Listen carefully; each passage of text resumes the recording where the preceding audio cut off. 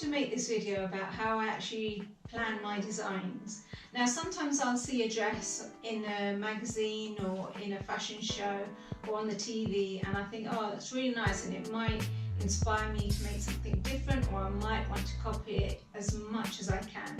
So what do I do next to be able to put that outfit into reality?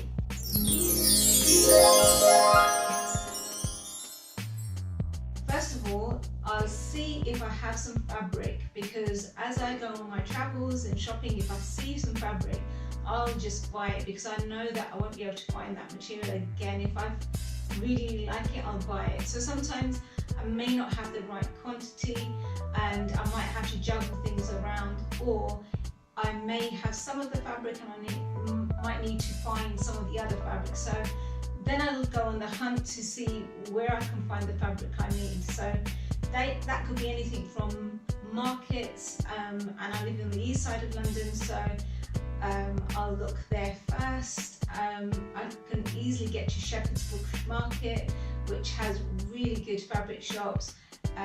West London, Southall has really good shops.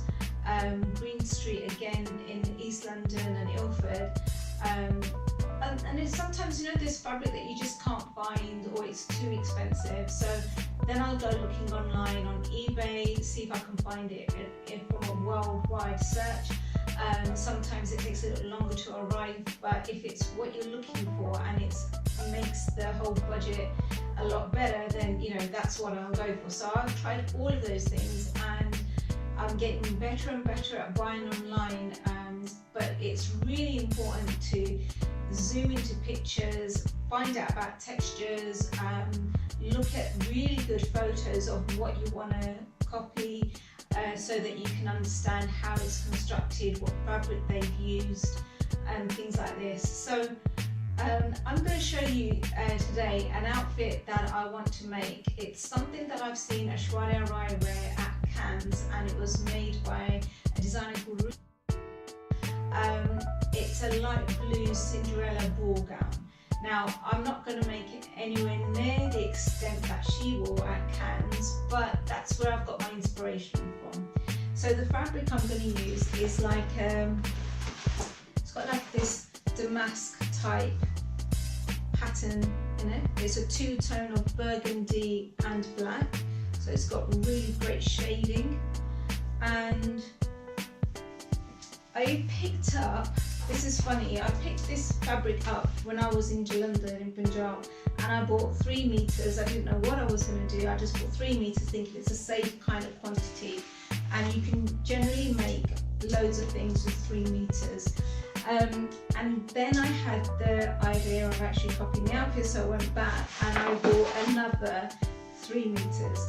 So the good thing about this fabric is it's slightly wider than normal, so it's not 42 inches, it's 44, and that really opens up a lot more options as well. And what I want to try and achieve with the outfit, I want to try and get the bodice really nice and stiff, almost like wedding dress style, but I want to make it super easy. I don't want to have the boning and everything to contend with. So let's see if I can achieve this, because I haven't tried this before. But what I have found, I went to my local haberdashery shop in Brentwood, and it's called Jeff's Remnants, and he's given me this. It's like a really good interfacing, super heavyweight, probably used more for curtains and carpets. This one's actually called Byline S520, and it's really stiff, like, you know, you can do this with it. It's not at all flimsy. So that's going to give a really good structure to the upper bodice. And even with the flare on the skirt part, I really want to try and get in as many curves and a nice stiff type curve there. So I have got some can that I got from India, and I'll be using that underneath. Also, I'm going to line it so that the can isn't touching my skin and I'm super comfortable wearing it. So I've got my lining, just a regular viscose. So they're my bits and pieces, and the idea I've got is to cut the amount of this violin that I need for my bodice being from about here to my waist. And once I've cut that, I want to iron on my silk. I want to line that neck. Then to keep the fabric stiff, I'm going to put in some darts, and it's really just to get a little bit more strength. So it'll be like a fake bone. And obviously you can insert things in there, so you know it could work like that as well. And I just want to cover my shoulders. I'm not going to go for the structure that she had at the shoulders. That looks quite tricky. Plus, it's not something that I want to wear, so I'm just going to keep it as just a very simple sash across my shoulders.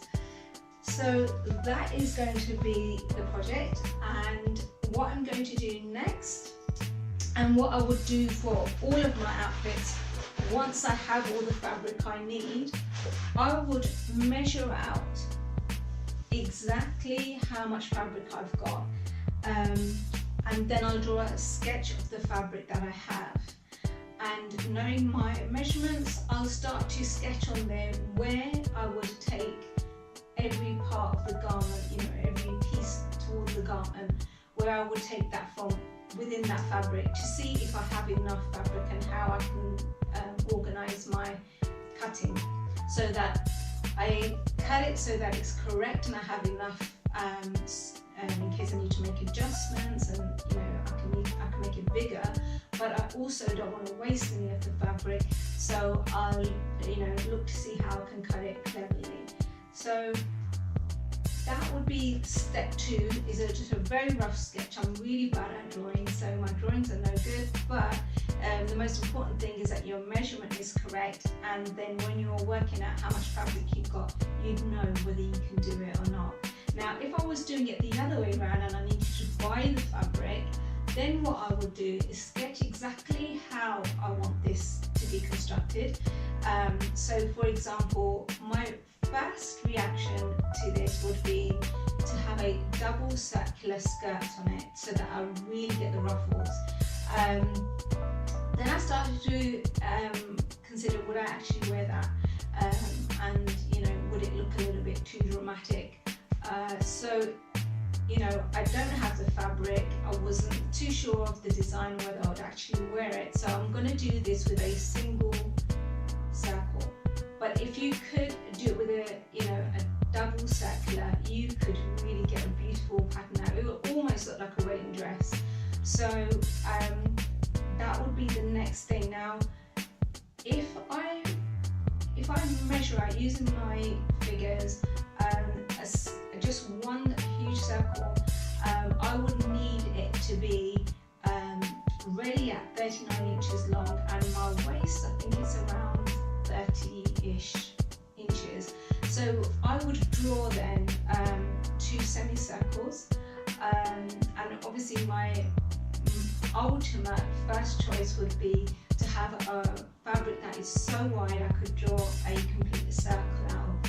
Now, that kind of fabric is super expensive, and the cheapest options are polycotton or tulle, and neither of them are going to help me in this case. But it just so happens that the overskirt that I'm using to put on this outfit here, I haven't quite finished it, this is actually 280 centimeters wide tulle, so that when I actually cut this and put it over, I didn't need to sew down the sides. It's a complete circle. I just made a hole in the middle for the bodice, and I put it over the length in one complete circle. And the reason why I did it, because the fabric is actually very beautiful, but I wanted to just soften the effect of this pattern. So just by putting the tulle in over it, that just kind of gave it a softer finish. And it was very fashionable when I started to make this outfit, and it's not completely out of fashion, but it's just not as fashionable as when I started it. And sometimes that does happen to me. I'll start a few outfits at the same time and I don't get to finish them, and then the fashion has moved on, and then you kind of get put off. So that's why it's still sitting there unfinished. So yeah, the most ideal would be to have a super wide fabric where I don't need to put in any side seams, and I could have a complete circle for my skirt. But failing that, we have previously made videos whereby if your fabric is long enough, you can have a semicircle skirt with no quarter piece, or even a semicircle skirt with a quarter piece. I've done a full circle skirt with a quarter piece as well, and that was silk fabric. So these ones are like about 42 inches wide. So I would then start to measure out how much of the fabric I would need if I happen to find 42 inch, or if I happen to find 55 inch fabric. Usually there's not a great deal of difference. It just means that you could do it a little bit more confidently, you know, leaving yourself a little bit extra fabric between those two width measurements. Once you've calculated how much fabric you need, and just to give you an idea, the way I do it is by the skirt, and whether I'm using a semicircle or a whole of a circle, you know you're going to get fabric left over from the corners where they're not quite going to get used. Now, depending on the width again, you may get your bodice piece from those corners, so you wouldn't have to measure any extra. But you know, you may have a 42 inch wide fabric, in which case you do need to measure them separately. So then I would measure out how much fabric I need for the length of my lenga, adding on the waist, and then working out whether it's a semicircle or a complete circle, adding on some from the bodice, and there you go, that's your measurement on how much fabric you're going to need if you're going to make that into a gown. You also have to add in there if you need things like pajami, whether you want to use some of your outfit to trim around your junni, your dupatta. So bear these things in mind as well. The dupatta that I've got for this outfit is worked out so lovely. Again, I was in India, so I was able to dye the fabric, and I managed to get the dye completely the same as this background and foreground. Very, very lucky. So I'll show you that as well when the outfit is complete.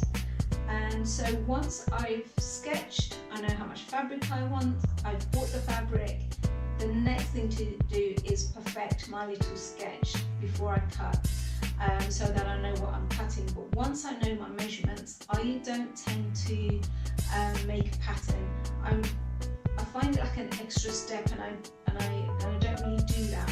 But do comment below and let me know if you prefer me to make a pattern, so that you know how you're cutting. I can do that for you. So and also let me know if you find it easier just to take your measurements and transfer them onto the fabric and start straight away. It'd be interesting to know how you like to work. So when I've got my pattern, I'm ready to cut, then I just go for it. We cut, and then we sew, and we iron, and we have our outfit. So that is stage one to the final stage of how